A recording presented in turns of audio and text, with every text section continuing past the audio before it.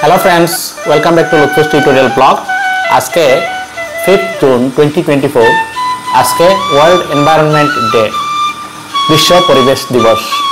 এই বিশ্ব পরিবেশ দিবস উপলক্ষে আজকে আমার একটা ছোট্ট প্রয়াস আপনাদেরকে দেখাতে যাচ্ছি। আজকে আমি তৈরি করতে যাচ্ছি টেরারিয়াম। আপনারা হয়তো নাম শুনেছেন এই টেরারিয়াম। টেরারিয়াম হলো একটি ইকোসিস্টেম যাহা একটি কাচের বোতলের মধ্যে তৈরি হয়ে যায় এবং অনেক দিন পর্যন্ত সেটা বেঁচে থাকে। বাইরে থেকে কোনো বাতাস দিতে লাগে না, বায়ুর দরকার নেই, জলও দিতে লাগবে না, সব নিজে নিজেই মেনটেন করবে। তো সেটাকে বলে ইকোসিস্টেম বা পরিস্থিতিতন্ত্র এবং এটার নাম হচ্ছে টেরারিয়াম। তো চলুন টেরারিয়াম তৈরি শুরু করা যাক। প্রথমে আমি ড্রেনেজ সিস্টেম ঠিক করার জন্য টেরারিয়ামের এই নিচে কয়েকটা পাথর আমি দিয়ে দিচ্ছি।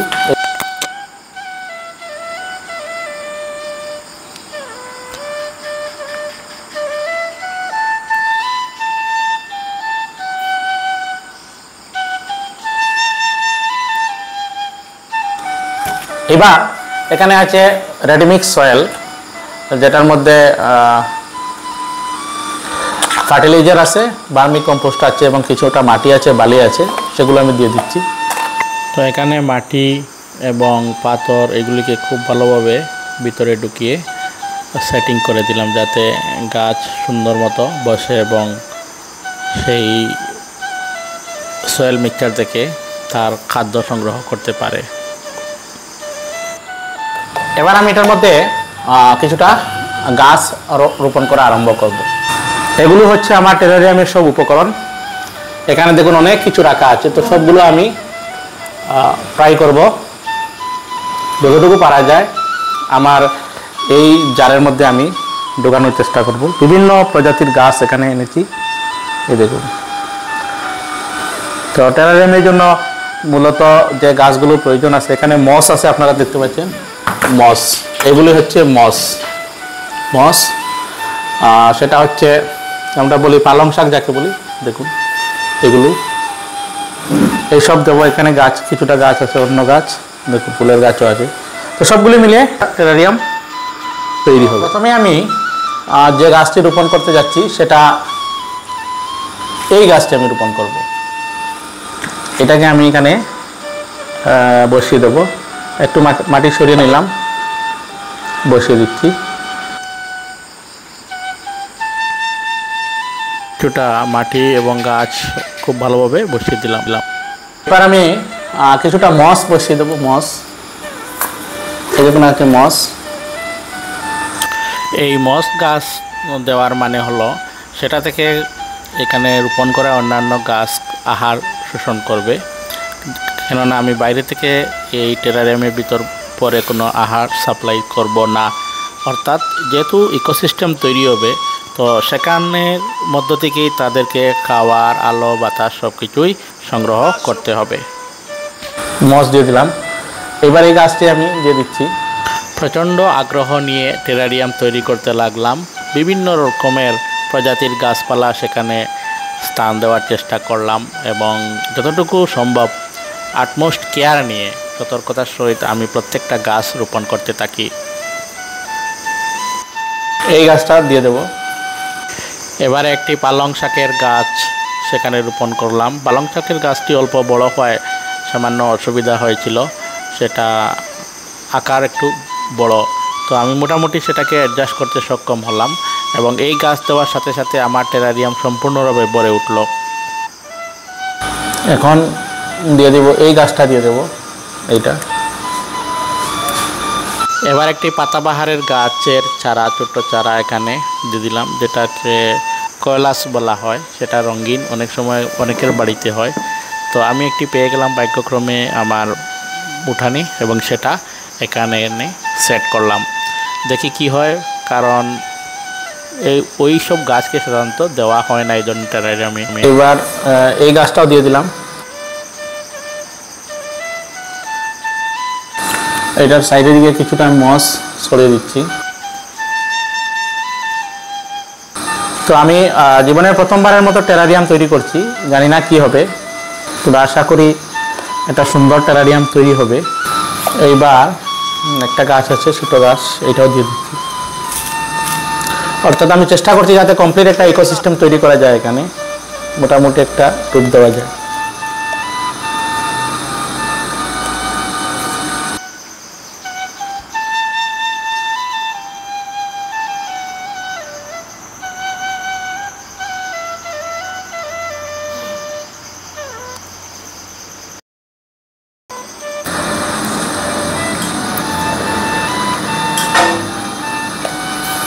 এটা একটা দিয়ে দিলাম মস।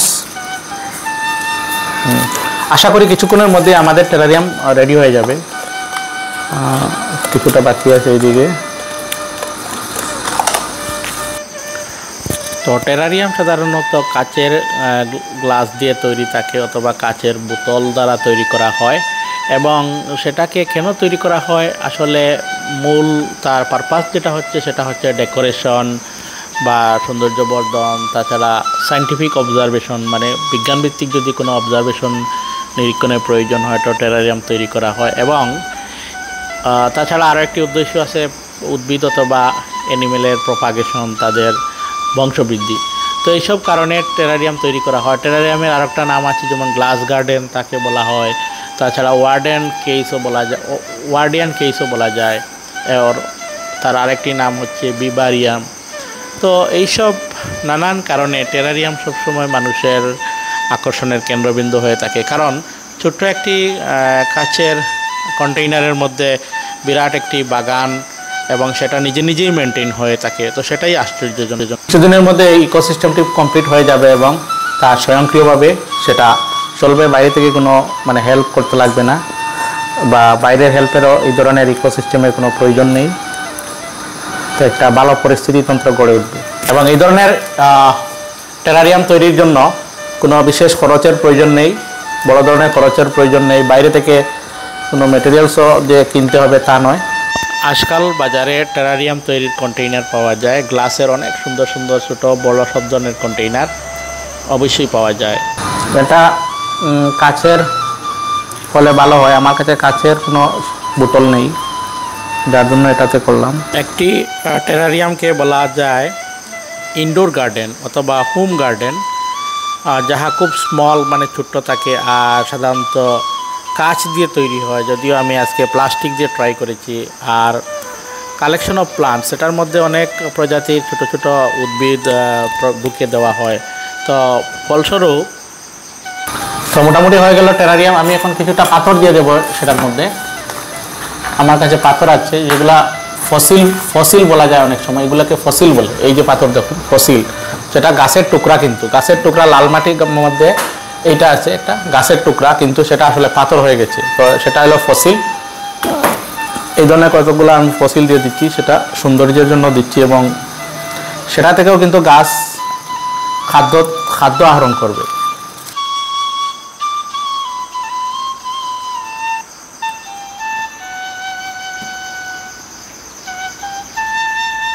কিছুটা পাথর দিয়ে দিব এবার।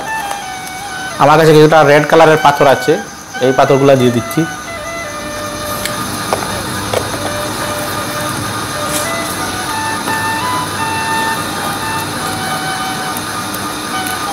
কিছুটা পাথরও দিয়ে দিচ্ছি।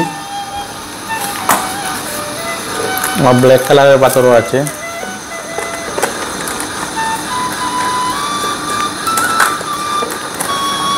পাথর দিয়ে দিচ্ছি।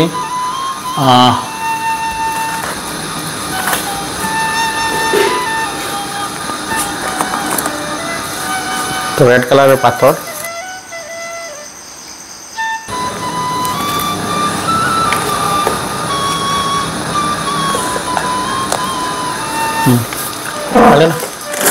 এবার আমি কিছু অর্নামেন্টাল পাথর দিয়ে দিচ্ছি সৌন্দর্য বৃদ্ধির জন্য।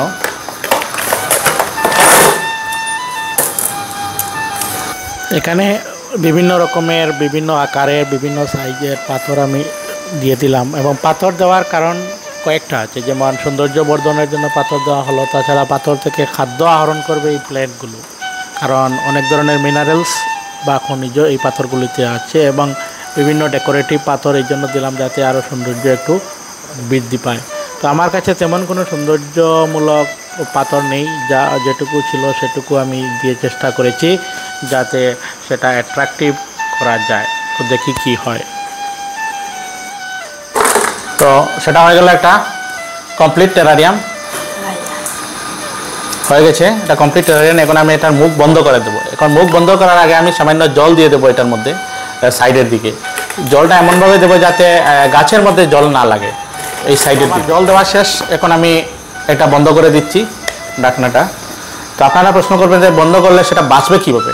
তো সেটা আসলে আগেই বলেছি, সেটা একটা টেরারিয়াম। টেরারিয়াম হলো নিজের মধ্যে, ভিতরের মধ্যে ইকোসিস্টেম তৈরি হবে এবং নিজেরা নিজেদের জল, বায়ু, কার্বন ডাই অক্সাইড, অক্সিজেন যেগুলো দরকার সেগুলো নিজেরা মেনটেন করবে। তো হয়ে গেল একটা টেরারিয়াম,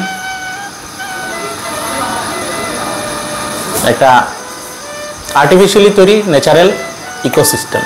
অনেকক্ষণ যাবৎ কসরত করার পর আমার টেরারিয়াম মোটামুটি রেডি হয়ে গেল। আমি তখন দেখলাম যে এটা কতটুকু হয়েছে এবং আপনারাই বলতে পারবেন টেরারিয়ামটা কতটুকু উপযুক্ত হয়েছে এবং বিজ্ঞানসম্মতভাবে হয়েছে কি না। ধন্যবাদ।